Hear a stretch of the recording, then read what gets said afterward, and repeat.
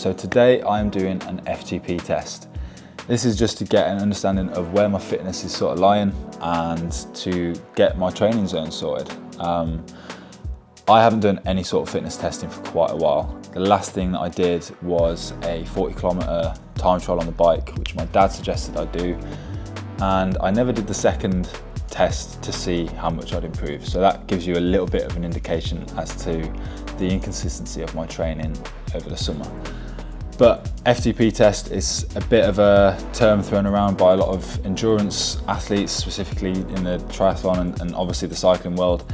It is not the be all and end all, but it is a good indication of where you're sort of at. So yeah, I'm gonna do mine on the watt bike and I'm gonna go for the 20-minute test. So FTP stands for functional threshold power, and it is essentially an estimation of the power a cyclist can sustain over an hour period.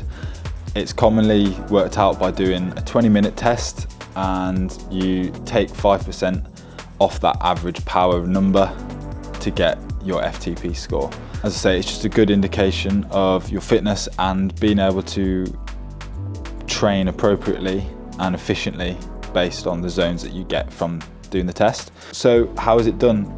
There's a couple of ways to do it, and the way that I will be doing it is through the 20-minute test. The sciencey people that came up with this test, they came up with the protocol that you need to obviously get a good warm-up and then do a 5-minute hard effort to sort of pre-fatigue you before going into doing the test, so that it's a little bit more of an accurate reading, essentially, apparently anyway. So one thing that you also get as a reading from doing this test is your power to weight ratio. That is just the amount of watts per kilo of body weight that you can put out. The higher the ratio, i.e. the more watts per kilo, the fitter generally you are. I think pros are doing anything from like 5 to 6 watts per kilo, which is just insane. But yeah, I think I'd be lucky to get anything above sort of 3.5. But yeah, we'll see. I'm currently weighing 85 kilos, as I've said in my previous video. I am looking to get that down, but yeah, I'm not going to stress too much about it. It would just be nice to see the weight come down and the power stay up. So yeah, we'll see what happens. But yeah, I'm kind of nervous about doing it. I guess partly because, well, it's going to hurt, and yeah, more just that, I guess, knowing how much work I've got to do. But I'm excited, and that's the key.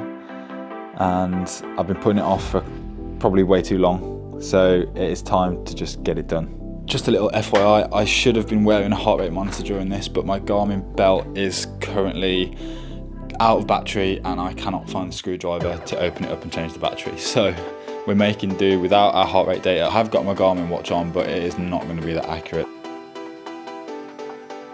So when you're in the Watt Bike app, you can click on workouts, you can scroll down to tests, and yeah, there's loads of different tests that you can do, which is pretty good to have a big potential pool of data. And hit the 20-minute and then press the play button and you're all set, ready to go. So yeah, the key thing with the 20-minute is that it is all about pacing. If you go off too hot, you are going to fall off and you might not even finish the test. I spent the first sort of 6 to 8 minutes just trying to get into a rhythm and just trying to hold around like 300 to 310 watts. That didn't feel too bad, to be fair. So we're about 11 minutes in now. Yeah, I'm trying to hold around 320 to 330 watts. I can't lie, that is starting to feel a little bit spicy. It wasn't too bad and I feel like I did handle it pretty well, but yeah, the legs they know they're working for sure.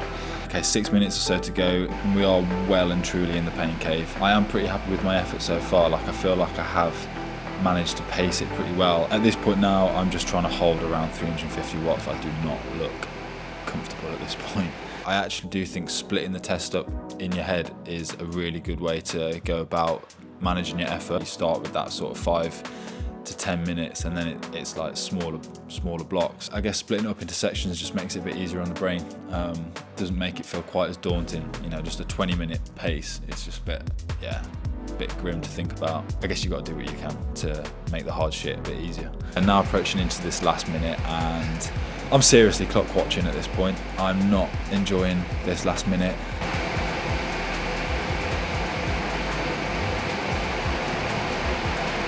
The last 20 seconds, legs are completely seizing up, feeling pretty heavy. Yeah, we're finishing pretty strong, and yeah, absolute state of a man at this point.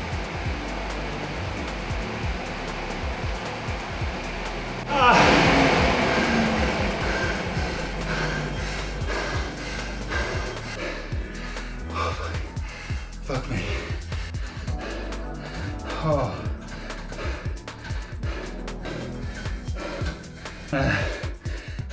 Can't lie, actually pretty gassed with my effort. I did better than I thought I was going to do, which is always nice. And yeah, I averaged 328 watts for the 20 minutes, which 5% off that, or you can do 328, for example, times 0.95, comes out with the same result. It was 312 watts as an FTP. So that, pretty happy about. Like, I was kind of going into this looking at maybe trying to get something around 300. What does this mean now? Well, Wattbike give you your training zones immediately on the screen once you've done the test.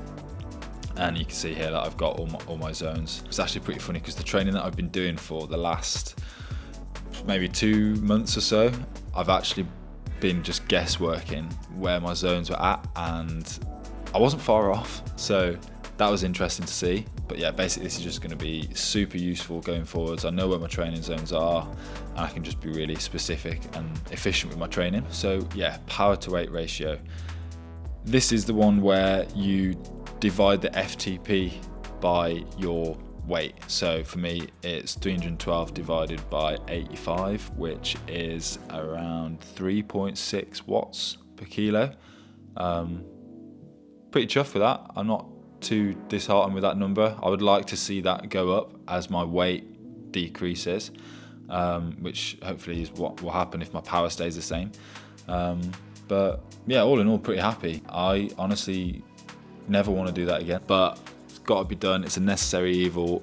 It isn't the be all and end all, as I said, but it's an important bit of data, and yeah, I guess we just go from there now.